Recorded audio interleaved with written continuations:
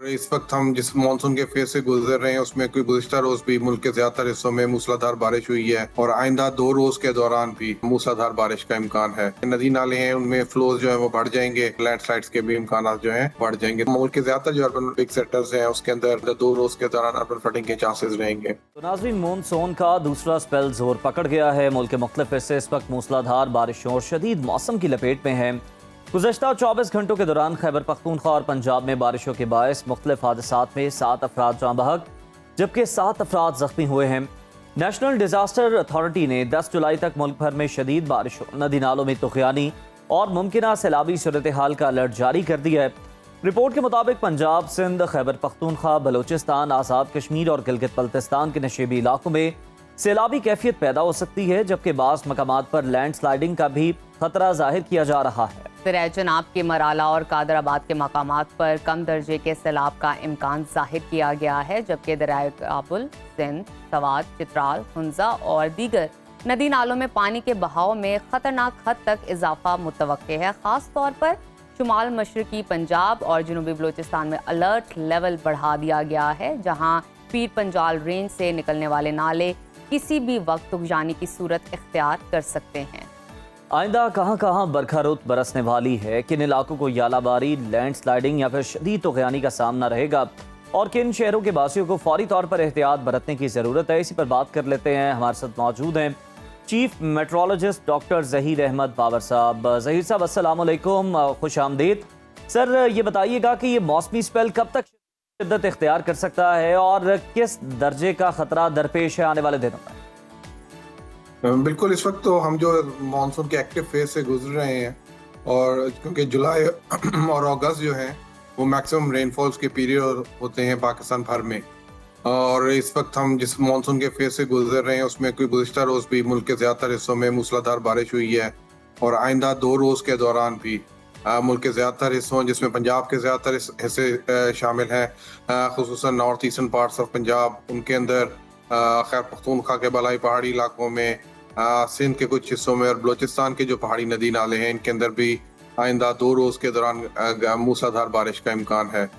मूसलाधार बारिश के बायस जो कि नदी नाले हैं उनमें फ्लोज जो है वो बढ़ जाएंगे और उसके साथ साथ लैंडस्लाइड्स के इम्कान भी जो कि पहाड़ी इलाके हैं उसके अंदर लैंडस्लाइड्स के भी इम्कान जो हैं वो बढ़ जाएंगे। तो आइंदा 2 से 3 रोज के दौरान हम मानसून के एक्टिव फेज से गुजर रहे होंगे। बिल्कुल ठीक। डॉक्टर साहब बताइएगा, NTMA की जानिब से अलर्ट जारी किया गया है कि आज और आइंदा 3 दिनों में शदीद बारिशें और सैलाबी सूरत हाल का सामना हो सकता है। बताइएगा किन इलाकों में ज़्यादा बारिश मुतवक्के है स्पेसिफिकली, और किन शहरी इलाकों में अर्बन फ्लडिंग का खतरा बढ़ सकता है और मौजूद है?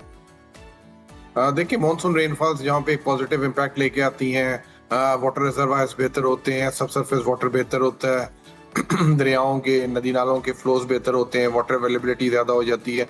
उसके साथ साथ कुछ हैजर्ड्स भी मानसून रेन्स के साथ वाबस्ता है। ख़ास तौर पर ओवर द ईयर्स हमारे जो सिटी सेंटर्स हैं उनके अंदर आबादी बढ़ गई हुई है और इसके अंदर क्योंकि क्लाइमेट चेंज की वजह से शॉर्ट पीरियड ऑफ टाइम में एक्सटेंसिव रेनफॉल्स हो रही हैं। तो हमारे जो बड़े शहर हैं जिसमें लाहौर है, रावलपिंडी है, पिशावर है, इन तमाम इलाकों में जो है वो शॉर्ट पीरियड ऑफ टाइम में हैवी रेनफॉल एक्सपेक्टेड है अगले 2 से 3 रोज के दौरान। तो जो मुल्क के ज्यादातर जो अर्बन बिग सेक्टर्स हैं उसके अंदर 2 रोज के दौरान अर्बन फ्लडिंग के चांसेस रहेंगे।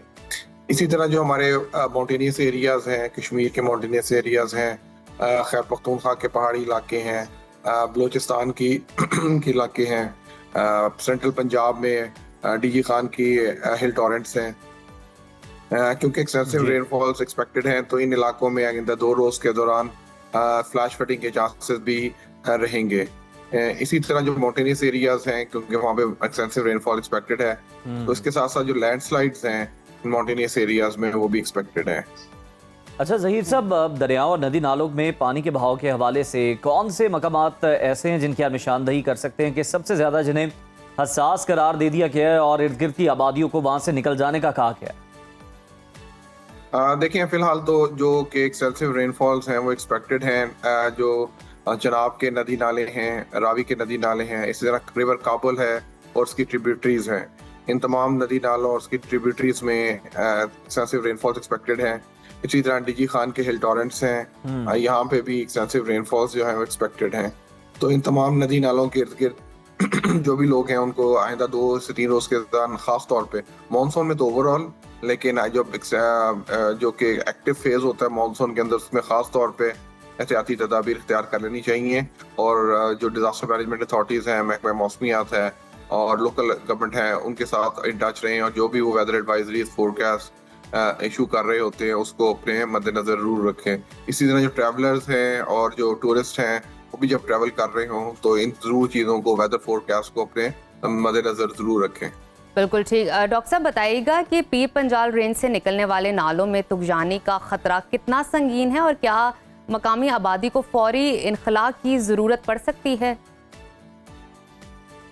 देखिए ओवरऑल जैसे कि मैंने कहा है कि जो भी माउंटेनियस एरियाज हैं, खासतौर पे जो हिल टॉरेंट्स हैं, चाहे वो डीजी खान के हिल टॉरेंट्स हों, पंजाब के हिल टॉरेंट्स हों या खैर पख्तूनख्वा के कश्मीर के हिल टॉरेंट्स हों, क्योंकि हिल टॉरेंट्स के अंदर के टॉप्स के ऊपर एक्सटेंसिव रेनफॉल्स हो जाती हैं और short period of extensive rainfalls की वजह से वो फ्लोज जो हैं वो अचानक बढ़ जाते हैं, क्योंकि डाउन स्ट्रीम में लोगों को इस चीज़ का एहसास नहीं हो रहा था कि शायद माउंटेनियस एरियाज पे बारिश हो रही है। तो आपको इस चीज़ का एहसास करना चाहिए कि आप एक्सटेंसिव मानसून पीरियड से गुजर रहे हैं और रेनफॉल्स जो हैं वो अनएक्सपेक्टेडली ज़्यादा भी हो जाती है कुछ एरियाज में, जिसकी वजह से फ्लोज जो हैं वो अचानक राइज कर जाते हैं। तो इसमें रिस्पॉन्स टाइम जो है खासतौर पर हिल टॉरेंट्स में बहुत कम होता है। तो जब भी जो भी लोग इसमें हिल टॉरेंट्स को क्रॉस कर रहे हैं, उसके क्रॉस रह रहे हैं या उनके इर्द गिर्द मौजूद होते हैं, तो उनको चाहिए कि वहाँ से थोड़ा सा दूर हो जाएं और एहतियाती तदाबीर इख्तियार करें। ज़हीर साहब, ज़रूरी इलाकों के लिए इस बारिश का ख़ास तौर पर क्या असर हो सकता है? किसानों को क्या एहतियाती तदाबीर इख्तियार करनी चाहिए मौजूदा सूरत हाल को सामने रखते हुए? देखिए इन बारिशों का, मानसून का तो सारा साल जो फार्मर्स हैं, किसान हैं, जो काश्तकार हैं वो इंतजार कर रहे होते हैं और अच्छी रेनफॉल्स जो हैं वो उनके जो वाटर रिजर्वायर्स उनको रिचार्ज करती हैं, जो उनकी पानी की अवेलेबिलिटी है वो बेहतर होती है। जो राइस की कल्टीवेटेड एरियाज हैं वहाँ पे वाटर अवेलेबिलिटी ज़्यादा होती है, उनके लिए पॉजिटिव इम्पैक्ट है इन तमाम चीज़ों का। लेकिन उन एरियाज में जहाँ पे short period of time extensive rainfall हो जाती है वहाँ पे थोड़ा सा इसका नेगेटिव इम्पैक्ट है। लेकिन ओवरऑल मानसून रेनफॉल्स का वाटर अवेलेबिलिटी के हवाले से, चाहे वो फार्मर्स की हो या दूसरे जहाँ पे ज़रूरियात हो पानी की, उन तमाम में पॉजिटिव इम्पैक्ट होता है मानसून रेनफॉल्स का। बिल्कुल ठीक है। बहुत शुक्रिया डॉक्टर ज़हीर अहमद बाबर साहब हमारे साथ मौजूद थे।